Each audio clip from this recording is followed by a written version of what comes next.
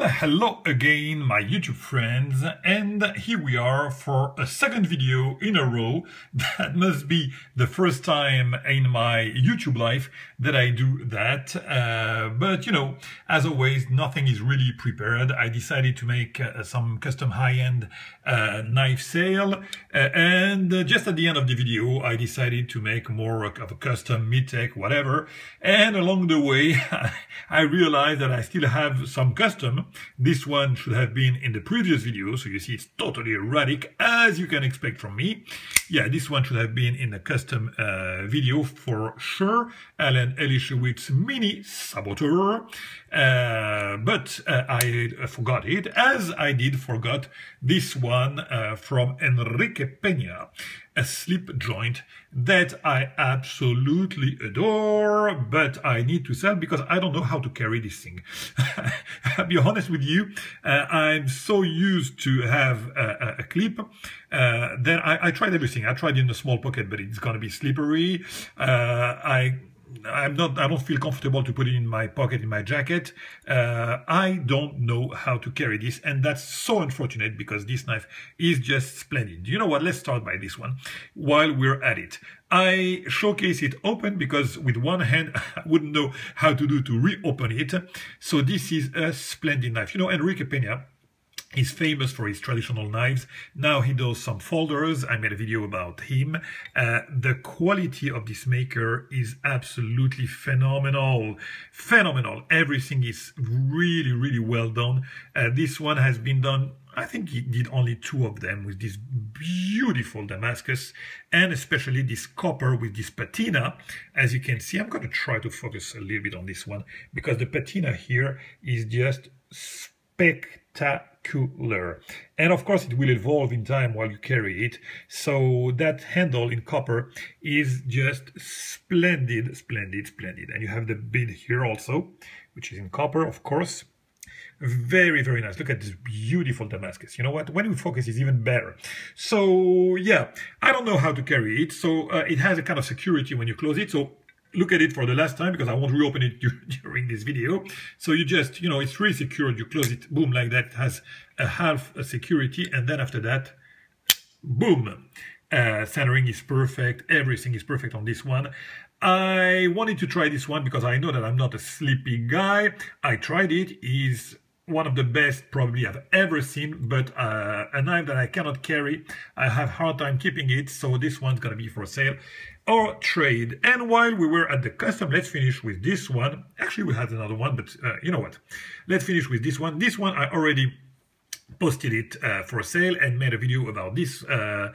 I don't know why, to be honest with you, Alan Elischewitz, whenever he makes knives, they sell in the quarter of the second, of the split of a second on his website. He's gonna sell his knives, and for some reason, when you decide to sell a knife, you offer the opportunity to get his knives for the same price as the maker. People are reluctant to buy those knives, and that is something that is driving me kind of. I think that it's the only maker that you can just, you know, just see that, because if he were to post this one on his website, I am absolutely sure that it won't stay more than a second there and people will buy it. So that Mini Saboteur is just splendid with the Lightning Strike carbon fiber. Great, great, great satin finish on the bolsters.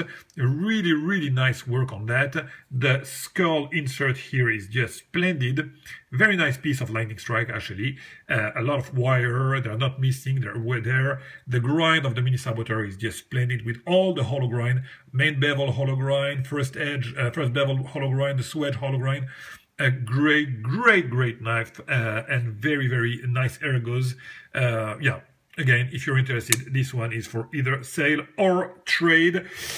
As I said, you cannot have them all, you cannot keep them all, so the collection has to evolve. So this one has to go. Also but I would consider that people would enjoy that, as I did with it. as for the rest of the knives. So yeah, if you're interested, let me know. Then after that, you know what? Yeah, let's finish with the customs. Also, this one is a custom. Again, I would say that if you follow me, you know that I'm more into the really high-end custom now. I'd rather have less and true high-end customs than something that would be in between, not to diminish or tarnish the quality of all those makers. I mean, to each his own. Some may afford, only production, and that's really fine. I mean, I adore production knives. I adore those knives, but there's just so much I can keep with me. So since currently my tendency is to go for high-end custom, I can part with those, but this is just a great knife from Will Moon. This one also, you should really consider having it. The action is just splendid on this one. The tolerance is great. Again, it has its video of its own.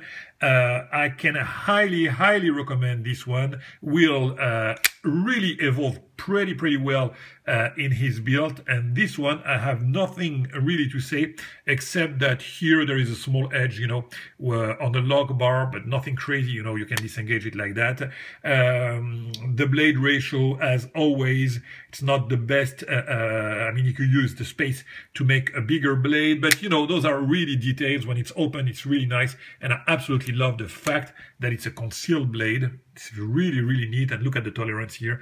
It's just fantastic. The Jade G10, I absolutely hate G10 on a custom knife, but on this one, I just adore the finish of this Jade G10 here. It's just splendid. And this one comes with also a set of extra scales in Texalium, so you can have a way to dress it differently. So yeah, if you're interested, let me know. This one is also a great knife.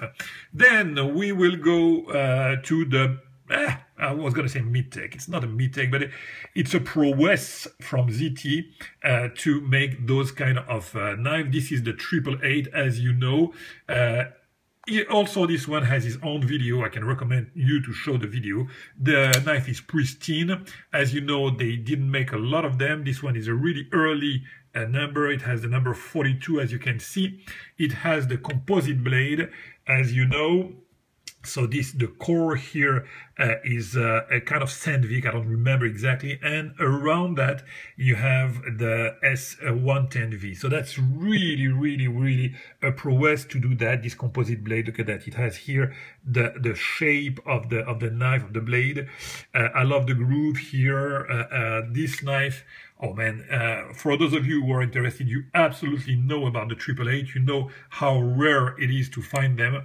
It's a phenomenal knife for the value. It has the finish of a high-end custom and the price of a mid-tech. So yeah, most definitely highly recommended for this one. Then we're gonna have the production knife.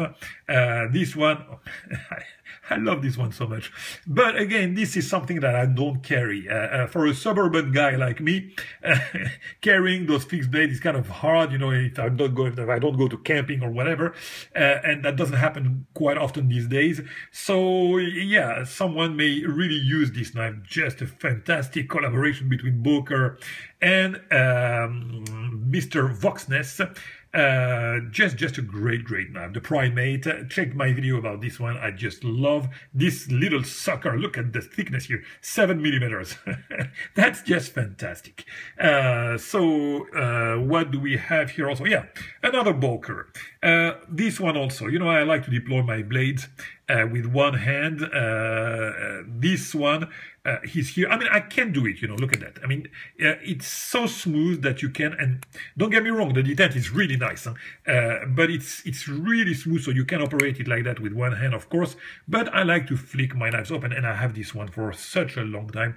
Just a beautiful haddock. You know about Boker. I mean, they can be either fantastic or they can be, cause a lot of trouble. Look at this one. The action is splendid. The engagement is perfect. Look at that. No stickness whatsoever. Look at the detent. boom, it's sucked inside. Really nice centering there. So yeah, this one I can vouch for it most definitely. You can buy it and you will have a perfect haddock if you want it. That is for sure. It's gonna be perfect. What do we have? Oh yeah, this is something also that I don't understand. This is a piece of history. It's probably the third time that I try to sell this. You don't know this maker because he's French, but you have to know that he did this as a prototype for Spyderco and for the PPT. It's a piece also of history. It's a small knife that carries perfectly in the pocket. I had it from Fred Perrine himself. So Fred Perrine is the P from the PPT. PPT stands for Perrine, Perotti, and Thial, who are three French makers. It's such a small and fantastic knife. I wish that Spyderco would have kept, this size. They did like this size, a medium size, and a big size, and they decided to go for the PPT that you know. But oh man, this size is just so fantastic. It's just a great EDC and a true custom one-off.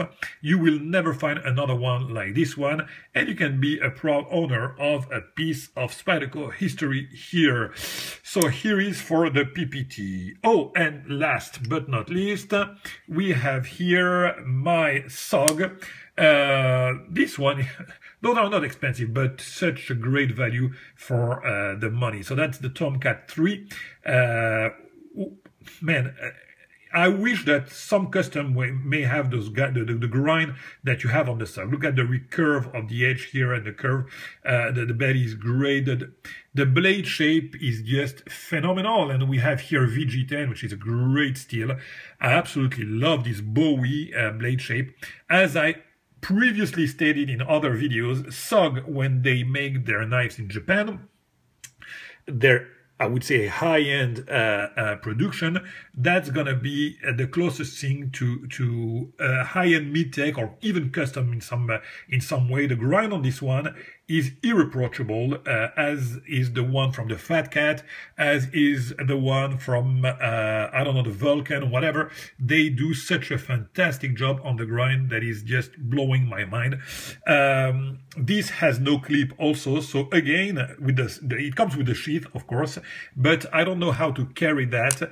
I don't know how to carry. So the fact is that I don't carry them. So it makes for a knife that stays there in the shelf. So it's pointless to have knives in the shelf. The arc lock is just one mechanism that I adore. It's smooth as butter. This is Creighton. This is stainless steel. It's not titanium, but the Creighton is really nice. It gives a nice grip there. That's just a knife that I really adored and used to carry when I had I don't know, the wheel to carry sheath. I don't have it anymore. I just carry my knife now in the pocket. That's why this one I have a hard time keeping it. And also the slippies, I don't know how to use those. So, this is again a knife sale. It can be also a trade. As I said, I don't really need the money per se, but I need those knives to go to a place where they will be used, enjoyed, and I, on the other hand, can have other knives that I can enjoy on my side. And that will be the end of this second video. I'll catch you very soon for a more regular review video. Bye bye, my friend. It was a pleasure.